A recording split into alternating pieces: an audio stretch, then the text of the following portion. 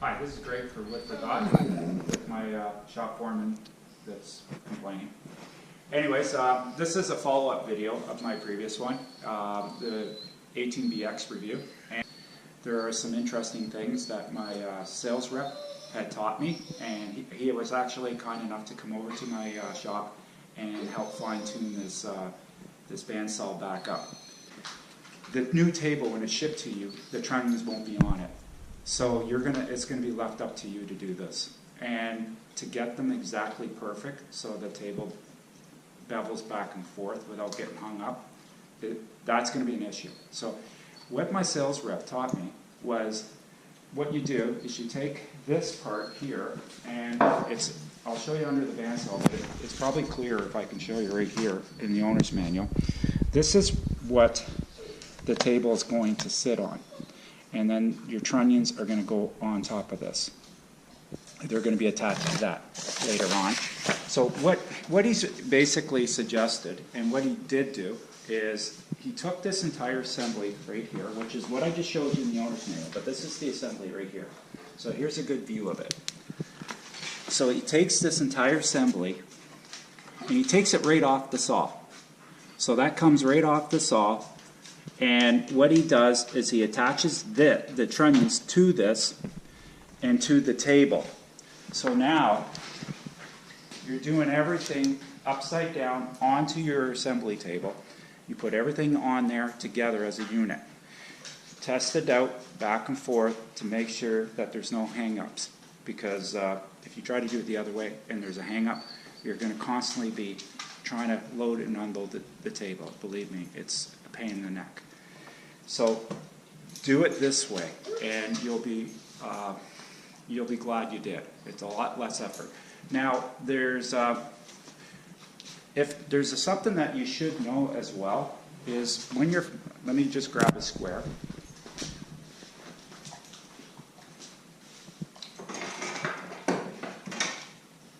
So when he came over, we squared it up to the table. So it's good this way. And it's also, what you got to check is to make sure it's good this way. And it's perfect. So to do that, what you need to know is back under the table again, if I can help you see here. This part here that gets attached to the frame of the saw has these nuts. And then they have a Allen key. I think it's a 3.5 to 4 mil Allen key. You back it off, and you're either going to raise this side or you're going to lower this side. And the same thing on the back of the saw. It has 2 other nuts there as well. And you're either going to, once you loosen off the Allen key screw, you're going to either raise this or lower this. Now, if you look at it from this angle, you will see a gap there of over 1/8 of an inch. And that's how much the table had to be raised in order to square it up. This side is tight to the frame. That side had to be raised. So keep this in mind if you get into my situation, because you may not be as fortunate as I was, where I had the sales rep come out and give me a hand there. I was actually figuring it out on my own, and I was actually in the ballpark. I was getting better at it. He just taught me this other little trick here, and I thought that would be great if I had known that a little sooner.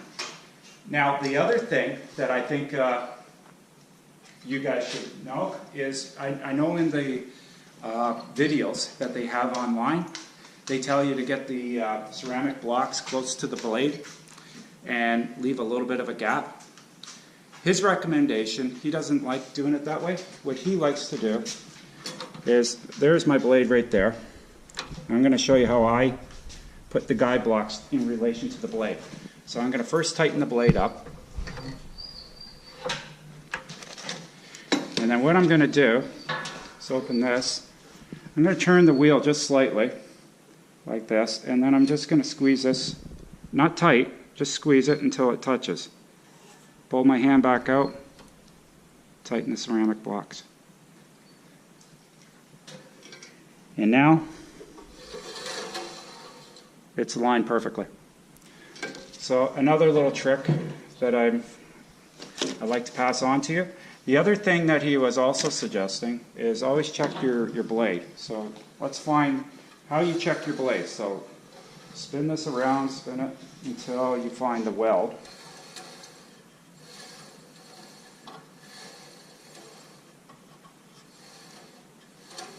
There's the weld right there, you can see. So you're gonna, your fingers are better gauges than what your eye is. So just feel it along here and see if there's any ribs to it. And there isn't on this blade. This blade is actually very good. And he even commented on that. So that blade's good, it checks out.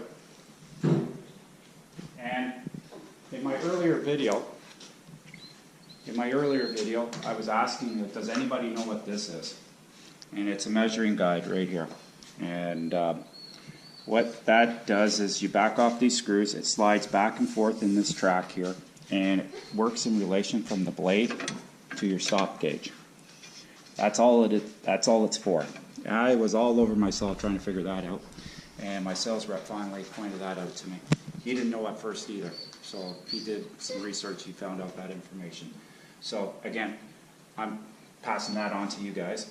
Now, I say let's cut some wood and see how this sucker performs.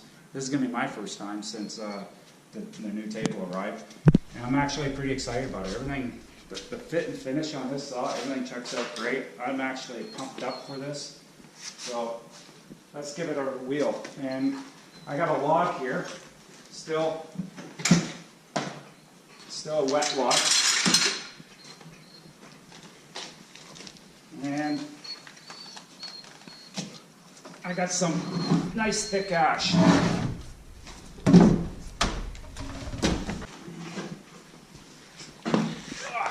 Okay, so I got some nice ash here that we can slice up.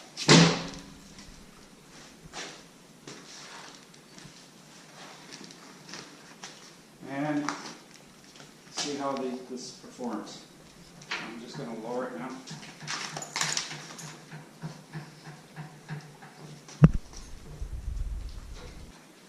Make sure the blast gates are open. And there we go. Okay, let's cut some wood.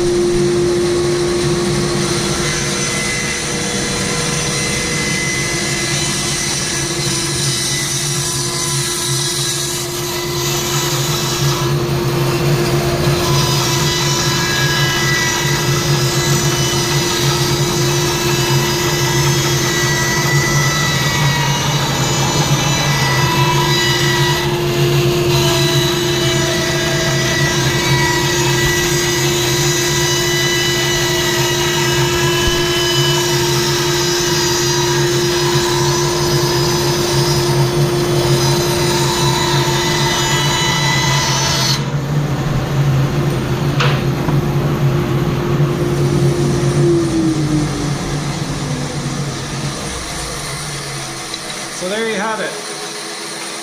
Cut with no trouble whatsoever.